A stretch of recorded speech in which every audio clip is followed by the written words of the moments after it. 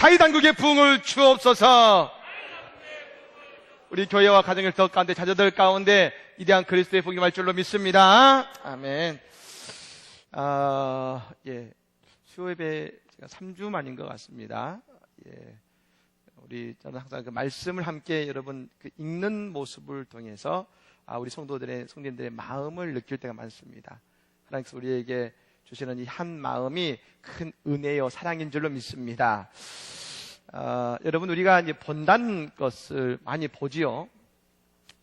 아마 많은 것을 우리는 이제 자연스럽게 보고 살아갑니다만, 그런데 여러분 그거 아십니까?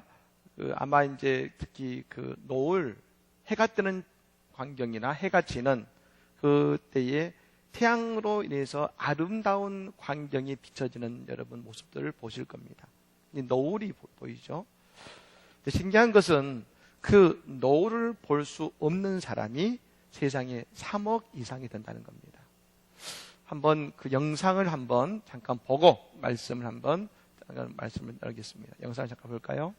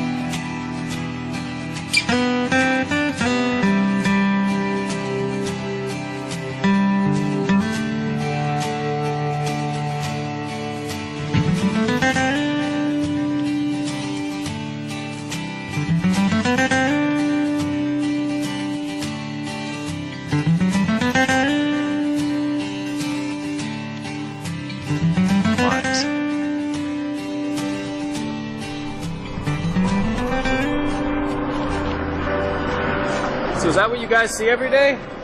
Yeah? 예, 거기까지입니다.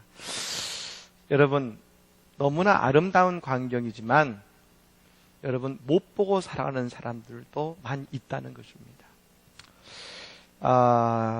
즉 우리가 살아가면서 보지 못하는 것이 있습니다. 그것은 하나님은 우리의 삶에 하나님의 아름다움을 주셨는데 우리가 그 하나님의 아름다움을 보지 못하고 살아갈 때가 많다는 것이죠. 특별히 여러분, 죄가 우리의 눈을 가리면 우리는 내 눈앞에 있는 것이 검거나 하얄 뿐이지 그 하나님의 아름다움을 느끼지 못하고 살아갈 때가 많다는 겁니다. 분명 천하 만물을 지으셨고 우리에게 모든 걸 다 주시고 누리게 하셨는데 우리가 그걸 누리지 못하는 것이지요. 사랑하는 여러분, 이 예배의 자리는 지치고 힘든 우리의 삶 속에서 하나님의 아름다움을 드러내는 은혜의 자리인 것입니다. 세상에서 힘들고 내가 보지 못했던 하나님의 아름다움, 특별히 내 인생의 하나님의 아름다움을 오늘 이 예배를 통해서 보고 깨닫는 복된 은혜가 있기를 간절히 축복합니다. 아멘. 오늘 말씀은 여러분 바울 사도가 이제 제2차 선교 여행을 모두 마치는 과정입니다. 그 선교 여행을 마치고 이제 어디 가면 예루살렘으로 가려고 하는 것이죠. 근데 이제 지금 현재 밀레도라는 곳에 있는데 그 밀레도에서 이제 예루살렘으로 가기 직전에 원래는 에베소를 들려야지만 오순절까지 예루살렘에 도착하겠다라는 약속이 되어 있기 때문에 바울 사도가 에베소에 들릴 시간이 없었던 것입니다. 그래서 즉 에베소에 있는 장로들, 우리가 아는 것처럼 두란 노서원을 통해서 3년간 그 에베소 지역에 있는 사람들을 가르치고 교회를 세우지 않겠습니까? 특별히 그 가르쳤던 에베소의 장로들을 밀레도로 부릅니다. 그리고 그 장로들에게 오늘 우리가 읽었던 이 뭡니까? 마지막 고별 설교를 하고 있는 것이죠. 물론 이제 또 나중에 한번 보겠습니다만 사실 바울 사도보다 뿐 아니라 여러분 에베소의 장로들도 그들이 영성이 뛰어나기 때문에 그들도 보고 느껴지는 하나님의 음성이 있었습니다. 그것은 뭐냐면 바울 사도가 이제 예루살렘에 가면 고난과 환난을 당하고 투옥될 것이라는 것을 알았고 이미 수많은 영적인 사람들이 바울 사도에게 이야기했고 바울도 알고 있었습니다. 그런데 바울 사도는 그걸 알면도 불구하고 하나님의 행하시는 길이기 때문에 지금 그 길로 가고 있는 것입니다. 그 속에서 이 바울 사도가 이제 에베소 교회에 주고 싶은 마지막 권면을 하고 있는 것이 오늘의 말씀인데 여러분 저는 그것을 여러 가지 중요한 기쁜 영적인 진리들이 있지만 특별히 오늘 두 가지의 말씀을 통해서 하나님의 은혜를 여러분과 나누고 싶은 것입니다. 첫 번째는 뭐냐면 바울 사도는 뭘 강조하고 있냐면 주인의 자세를 오늘 그 에베소 교인들에게 강조하고 있다는 것입니다. 이게 뭐냐면 바울 사도의 사역의 핵심과 같은 말씀인데 24절 말씀을 같이 한번 읽겠습니다. 다시 읽겠습니다. 시작. 내가 달려갈 길과 주 예수께 받은 사명 곧 하나님의 은혜의 복음을 증언하는 일을 마치려 하면은 나의 생명조차 조금도 귀한 것으로 여기지 아니하노라. 아멘. 흔히 이 모습을 우리는 뭐라고 표현하냐면 주기철 목사님의 신앙과 같이 일사각오다. 곁에 보지 않고 주신 사명을 위해서 나아가는 일사각오의 신앙의 모습이다라고 이야기할 수 있는 것이죠. 오직 하나님만은 바라보며 나아가는 믿음의 자세를 우리에게 표현하고 있는 것입니다. 그렇다면 여러분 오늘 바울 사도가 말한 이 믿음의 자세는 과연 어떤 모습인가? 우리 21절 말씀을 한번 같이 다시 읽겠습니다. 읽습니다. 유대인과 헬라인들에게 하나님께 대한 회개와 아멘. 회개와 예수 그리스도에 대한 믿음을 이야기하고 있는 것입니다. 즉 내가 하나님께 회개하고 예수 그리스도를 믿는 믿음을 가지게 될 때에 어떻게 됩니까? 내가 오직 다른 것은 바라보지 않고 오직 하나님의 일을 향해서 나아갈 수 있게 되었다라는 것이죠. 즉 뭡니까? 회개는 과거에서 벗어난 삶이고 믿음을 갖는다는 것은 이제는 내가 의인, 이제는 뭡니까? 예수를 믿음으로 이것은 뭡니까? 과거의 죄에서 벗어나고 그리고 예수 그리스도를 믿는 믿음은 뭡니까? 이제 나는 아들의 삶을 살아간다는 것을 이야기하고 있는 것입니다. 요한복음 1장 12절에 유명한 말씀이 있지요. 뭡니까? 영접하는 자 그 이름을 믿는 자들에게는 하나님의 자녀가 되는 권세를 주셨으니 누가 하나님의 자녀가 될 수 있습니까? 예수 그리스도의 이름을 믿는 자를. 예수를 믿는 자가 곧 아들의 권세를 얻고 하나님의 자녀의 삶을 살 수 있다는 것을 우리에게 말씀해 주고 있는 것이죠. 다시 말씀드리면 바울 사도에게 있어서 하나님의 사역은 그러므로 어떤 사역이냐? 나는 하나님의 자녀이기 때문에 이 사역은 나의 사역이다라는 여러분 그 뭡니까?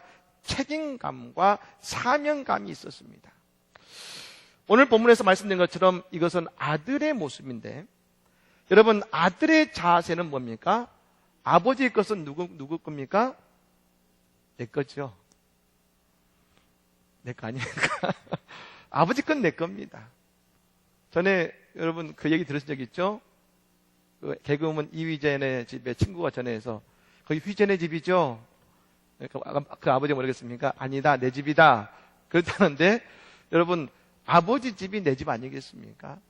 다시 말하면 아들의 권세는 아버지의 권세를 갖고 있는 것과 같다는 것이죠.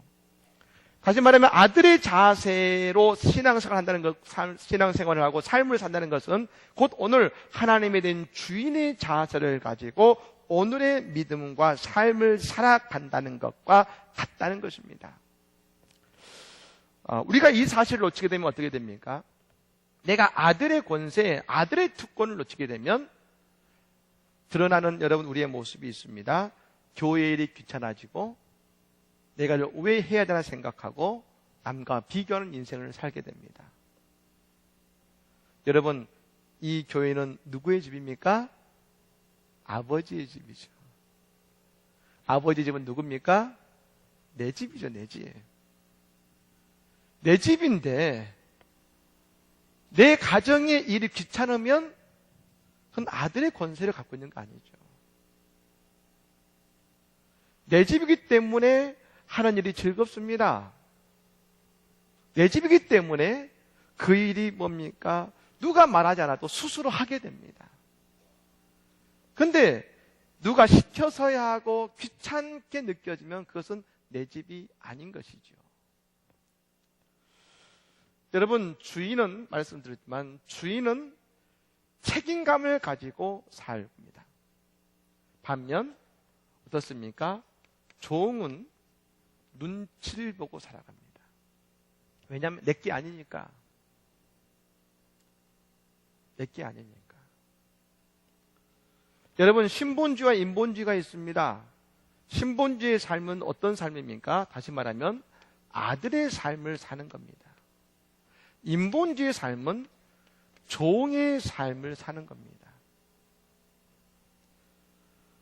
아들의 삶은 책임지는 삶을 사는 것이고, 종의 삶은 책임이 없는 삶, 무책임한 삶을 살아가게 되는 겁니다. 아들의 삶, 이것은 하나님의 교회를 책임지는 삶을 살아가는 것이고, 인본주의의 삶, 종의 삶은 내 인생만 바라보는 삶을 살아가게 되는 것이죠. 그리고 아들의 삶은 내게 주어진 것에 감사하게 되는 삶을 사는 것이고, 종의 삶은 비교하며 살아가게 됩니다. 왜 나보다 죄를 더 줬지? 여러분, 자녀는 비교하지 않습니다. 왜 그럴까요? 부모의 사랑은 공평하기 때문에. 그것이 내 거기 때문에. 오늘 바울 사도는 말했습니다. 내가 일사가고 내가 하나님의 일을 위해서 돌아보지 않고 사명을 가지고 나아가겠다. 왜요? 그것이 하나님의 아들인 곧 나의 사명이고 나의 일이라는 여러분 책임과 사명이 있기 때문에 그를 향해 나아갈 수 있는 것 아니겠습니까? 바로 그것이 바울 사도가 보여준 바로 아들 곧 주인의 자세요, 주인의 삶의 자세를 보여준 것입니다. 여러분, 탕자의 여러분 비유를 아실 겁니다. 탕자의 비유. 그러니까 다시 말씀드리면 여러분 이 주인의 삶을 봅니다. 신앙생활은 정리하면 이렇습니다. 아들의 삶을 살아가는 것이죠. 아들의 삶을. 딸이 있습니까? 딸도 마찬가지죠. 아들과 딸의 삶을 살아가는 겁니다. 여러분, 탕자의 비유를 아실 겁니다. 탕자가 아버지의 재산을 받아서 먼 나라에 가서 다 썼습니다. 그때 마침 여러분 이제 다 쓰고 먹을 것도 없고 돈도 다 떨어졌기 때문에 남의 집에서 일하다가 돼지가 먹는 주업 열매도 제대로 못하는 배고픔 삶을 사다가 어떻게 하냐면, 그래, 아버지의 집에 있는 종은 먹기라도 잘 먹지, 내가 아버지 집에 가서 종의 삶을 살아야겠다 하고 갑니다. 근데 그 마을 입구에서 아버지는 아들을 기다리고 있다가 쫓아가서 그 아들을 얼싸 안습니다. 아들아, 내가 너를 기다렸다. 아들아, 기다렸다. 여러분, 오늘 하나님은 우리에게 말씀하십니다. 아들아, 내가 너를 기다렸다. 하나님 내게 주신 말씀이에요. 내가 너를 기다렸다. 힘들었지? 그리고 그 아들을 향해서 잔치를 베풀어줍니다. 잔치를 베풀어주죠. 근데 여러분, 그 다음에 문제가 나타나는데, 마침 그 탕자에게는 형이 있었습니다. 그 형이 그 아버지를 모시고 그리고 그 모든 집안일을 다 관할했던 것이죠. 근데 돌아오는데 집에서 잔치하고 있거든요. 아니, 이게 무슨 잔치냐? 그랬더니 자신의 그 모든 분깃을 가져간 탕자가 돌아왔는데 아버지가 잔치를 해주고 있거든요. 화가 난 겁니다. 아니, 나에게는 양 한 마리라도 잡아서 잔치해 주지 않았는데 저 모든 재산을 당진해버린 당자에게는 저 양식을 주는가 하면서 분노한 것이죠. 근데 도대체 왜 큰아들은 그랬을까? 형제인데 그것도 아들인데 왜 그랬을까? 누가복음 15장 29절의 말씀에 중요한 말씀이 나옵니다. 아버지께 대답하여 이르되 내가 여러 해 아버지를 섬겨 명을 어김이 없거늘 내게는 염소 새끼라도 주어 나와 내 보초로 즐기게 하신 일이 없더니 라고 합니다. 아버지께 대답하여 이르되 내가 여러 해 아버지를 섬겨 명을 어김이 없거늘. 여러분 여기서 이 구절을 보면 별로 안 나지 않습니다만 영어로 중요한 구절이 나옵니다. 뭡니까? 제가 한글로 읽으면 I've been slaving for you 라는 나옵니다. 영어로서 죄송합니다. 근데 여기 이게 어떤 의미냐면 여러 해 동안 나는 아버지에게 슬레이빙이라는 말은 노예입니다. 노예. 종살이죠. 나는 노예처럼 살아왔습니다. 나는 아버지에게 노예처럼 일하고 종처럼 살아왔습니다 말이죠. 아들인데 어떻게 살아왔겠습니까? 큰아들은 아버지 밑에서 아들로 살아온 것이 아니라 슬레이빙, 노예로, 종으로서 지금까지 살아왔기 때문에 그 작은 아들의 잔치를 보고 배 아픈 겁니다. 아버지 품에 있으면 아들로 살아야 하지 않겠습니까? 근데 여러분 큰아들의 문제는 뭐냐면 아버지 안에서 아들로 산 것이 아니라 종으로 노예로 살았기 때문에 그의 마음에는 불평과 불만이 있었던 것 없다는 것이죠.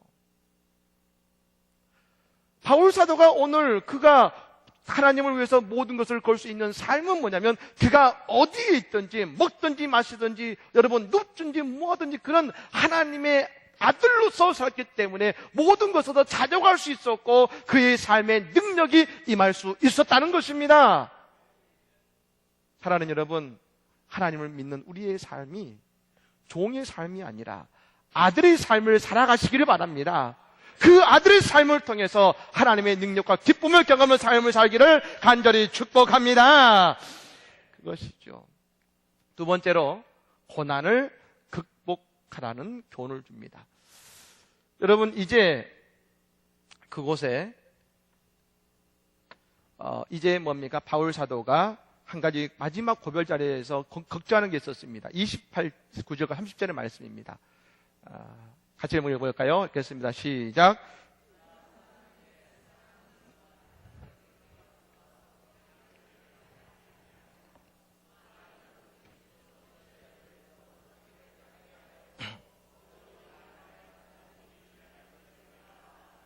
아멘.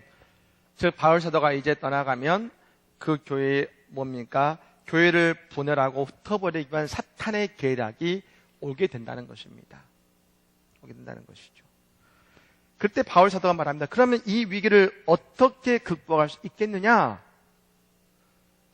그 위기를 분명히 시험이 온다. 근데 그것을 극복해야 되는데 어떻게 극복하느냐? 방법이 있다. 35절입니다. 35절에 극복의 방법을 알려줍니다. 같이 읽겠습니다. 시작. 범사에 여러분에게 모본을 보여준 바와 같이 수고하여 약한 사람들을 돕고 또 주 예수께서 친히 말씀하신 바 주는 것이 받는 것보다 복이 있다 심을 기억하여야 할지니라. 아멘. 바울 사도가 말하는 그것을 극복하는 가장 중요한 방법은 이것입니다. 약한 자를 돕고 곧 주는 것이 복이 있다는 것입니다. 어떻게 위기를 극복하느냐? 다른 것이 아니라는 것이죠. 내가 받으려는 것이 아니라 주는 삶을 살면, 약하고 힘든 자를 돕는 삶을 살 때에 우리의 삶에 우리의 교회가 그곳에 그 시험을 이길 수 있다는 것입니다. 여러분 우리가 힘들고 어려운 일을 돕고 그들을 섬기는 모습 속에는 사탄을 이길 수 있는 능력이 있다는 것이죠. 여러분 내가 편하면 우리에게는 사탄의 유혹이 옵니다. 그런데 내가 줄 수 있고 나눌 수 있는 인생이 될 때에 여러분, 하나님이 나를 채우시는 은혜의 삶을 경험하는 것이죠. 우리가 시험에서 정신을 차리고 넘어지지 않게 하는 하나님의 은혜가 내가 누군가에게 주고 베푸는 삶 속에 주시는 하나님의 은혜를 경험하는 해결의 방법이 있다는 것입니다. 여러분, 하나님께서 예수님 말씀하셨습니다. 십계명의 도가 뭐냐? 십계명의 도는 딱 두 가지입니다. 하나님을 사랑하고 그리고 내 이웃을 사랑하는 것입니다. 내 이웃을 어떻게 사랑하겠습니까? 사도행전 장정전은 이렇게 보이고 있습니다. 어려운 이웃을 도움을 통해서 이웃을 사랑하는 것입니다. 우리가 여러분 때때로 기도 응답을 받을 때가 있습니다. 근데 기도 응답을 받는데 우리에게 오는 큰 감당이 안 되는 기도 제목이 응답이 올 때가 있습니다. 응답이 오는데 내가 올 때에 도저히 감당이 안 되는 응답이 올 때가 있습니다. 여러분, 기도원의 300용사를 보십시오. 기도원이 여러분 그가 전투를 할 때에 그 30만이 13만이 오는데 300명을 남겨놓습니다. 기도원 볼 때는 감당이 안 되는 것이죠. 그런데 하나님이 하라는 겁니다. 우리에게 주시는 응답 가운데 도저히 이것을 내가 할 수 없다고 할 수는 여러분 감당이 안 되는 여러분 응답이 올 때가 있는데 그때 사람들이 고민합니다. 이걸 내가 해야 되냐 말아야 되느냐. 그런데 네가 그것이 고민할 때에 이것이 과연 하나님이 주시는 것이냐 아니면 사탄이 내게 주는 만용이냐 라는 것을 구분할 수 있는 중요한 분간점이 있습니다. 우리가 이게 사실 고민스럽거든요. 그런데 여러분, 무엇이 하나님을 위한 것이냐? 나를 위해서가 아니라 너를 위해서. 사탄은 무모함을 나를 위해서. 하나님 사랑. 하나님은 언제나 이웃을 위해서 그리고 하나님을 위해서 믿음의 도전을 하게 하십니다. 근데 그 믿음의 도전을 할 때에 우리는 어떻게 되냐면 내게 주는 고난과 사탄의 시험을 극복할 수 있다는 것이죠. 있다는 것입니다. 그 불가능함을 가능하게 하시는 하나님의 능력을 또한 경험할 수 있게 되는 것이죠. 여러분, 그렇습니다. 언제나 우리의 삶의 대부분은 누구냐면 납니다. 내가 어떻게, 내가 무엇을, 내게 무엇이 유익할까? 그런데 우리가 내 관점을 내가 아니라 어려운 이웃을 위한 하나님의 손길이 될 때 우리의 삶에서 내가 알지 못하는 하나님의 길이 보이기 시작하고 하나님의 빛이 보이기 시작하고 하나님의 소망이 내게 들어오기 시작하는 것입니다. 초대교회가 여러분 우리가 아는 것처럼 사도행전 6장에 보면